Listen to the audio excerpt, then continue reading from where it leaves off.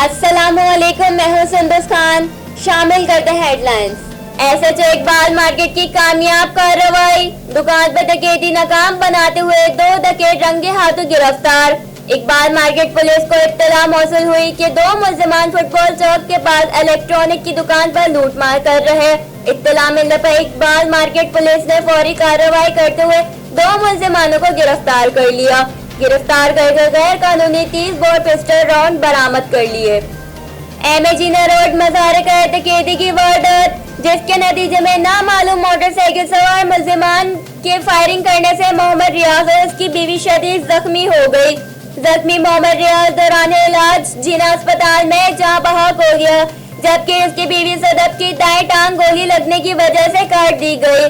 Intelligence मालूमात की बुनियाद पर कराची लाइन्स एरिया में कार्रवाई करते हुए 3 मुल्जिमान गिरफ्तार। कुरंगी जवान टाउन थाने के हुदूद में एक और हवा की बेटी ससुरालियों की भेंट चढ़ गई। मकतूला आबदा के ससुरालियों ने तशद्दुद का निशाना बनाने के बाद जबरदस्ती जहर पिलाकर आबदी नींद सुला दिया। मकतूला के भाई का बयान, बहन ने मरने से पहले बताया कि इसकी नींद और घर वालों ने इसको जबरदस्ती जहर पिलाया।